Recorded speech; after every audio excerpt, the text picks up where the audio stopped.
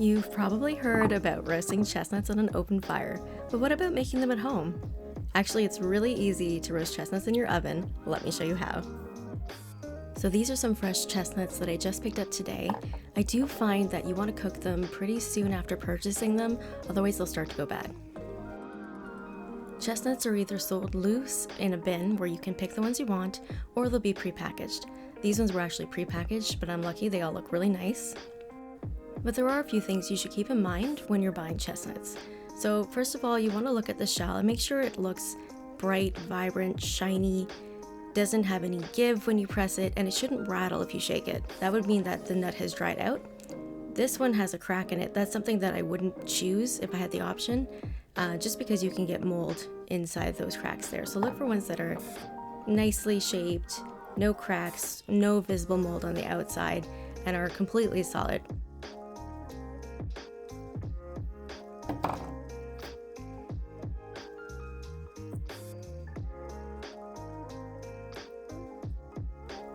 So these chestnuts have all been washed and I'm ready to start scoring them. So to score the chestnut, you want to put the flat side down on your cutting board for stability so it doesn't rock around on you. I'm just going to make a slit into the shell, being careful not to pierce through the actual flesh of the chestnut. We just want to give the steam that's going to build up inside somewhere to escape. Otherwise they tend to explode in your oven and nobody wants that. I prefer to use a sharp curved paring knife. It kind of mimics the shape of a proper chestnut knife, but those are hard to find here, so a curved paring knife will work just as well. You can use a regular straight paring knife, but I just find it's a little bit harder. The traditional way to score a chestnut is to make an X like I showed you earlier, but sometimes I just prefer to make a line across the middle of the chestnut. It's just easier, and sometimes it peels easier as well. If you don't feel comfortable using a knife or you're concerned about maybe cutting yourself, you can try using a chestnut scoring tool. These are really easy to use and they do a pretty decent job, although I will say they work better on a round chestnut than a flat one. So to use it, all you need to do is open it up and you're going to place the chestnut flat side down on this little disc here. And then these teeth are going to act like your knife and score the chestnut for you. All you have to do is just push down on the handle, and you do have to press, with some force to get it to go through. But that's it, and that'll score your chestnut for you, and you don't have to worry about cutting yourself. You can find these tools on Amazon. This is just a cheap plastic one that I got, but I have noticed now that they have some heavier metal ones as well. A couple more things to keep in mind while you're scoring your chestnuts. Making a larger cut is going to make the chestnut easier to peel. So if you can get more towards the sides and the edges of the chestnut, it's going to allow it to unfurl when it cooks and it will make peeling a lot easier. Also, if you encounter a bad smell or you see mold at this stage, definitely throw those chestnuts out. Sometimes you can't tell that there's mold under there until you cut into it. Also, you might find mold after they've been cooked and you start peeling them. So if you find that, do throw those out as well. Once you've scored all of your chestnuts, they're ready to be placed on a baking sheet. So you can see here that I've placed them all cut side up and they're just plain on a baking sheet. There's no parchment or anything here. Now I know that some people like to soak their chestnuts before roasting, but I've tested several batches and honestly it hasn't made a big difference for me, so I don't bother. I just put them straight on a pan and roast them at 425 degrees for about 15 to 25 minutes.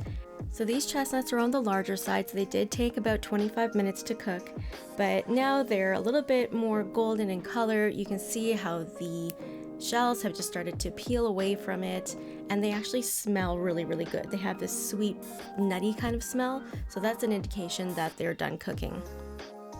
Now I did let these cool down enough that I can actually handle them with my hands, but generally speaking, you do want to try to peel the chestnuts while they're still warm.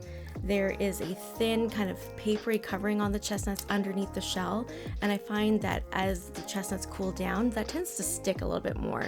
So you can use a towel to protect your hand while you're peeling to protect them from the heat, but also the shells can be kind of sharp, so that's something that I like to do. But otherwise, you're just going to try to gently peel the papery layer and the shell off of the chestnut. You can see that this one actually cooled down quite a bit and that paper is just stuck. So I am trying to peel it off with my fingernails, but it's not coming off nearly as easily as it was when they were warmer. Also, I think sometimes when the chestnut is a bit older, that happens as well.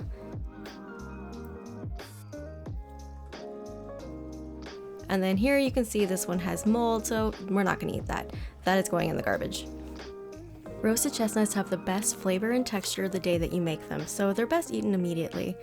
But if for some reason you can't finish all of these at the same time, that's okay. You can store them in an airtight container in the fridge for a day or two, or you can put them in the freezer if you need them to last longer. Roasting chestnuts is a fun holiday activity that you can do on the weekend with your family, or maybe if you invite people over, you can do it together as a group.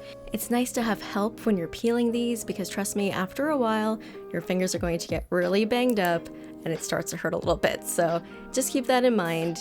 Maybe give yourself a break if you're doing it on your own, but having help is definitely nice. But trust me, it's worth it. Roasted chestnuts are delicious. So you can use roasted chestnuts in recipes like different desserts or in stuffings, but I like to just snack on them as they are. So this is my favorite way to serve them, with some warm melted butter and some salt.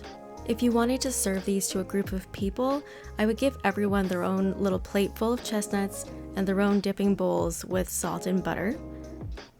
And then to eat the chestnuts, you're just going to dip them in the melted butter, shake off any excess, and just put a little sprinkle of salt.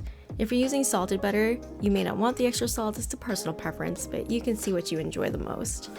That's it for this recipe. If you have any questions, just go ahead and leave them in the comments below.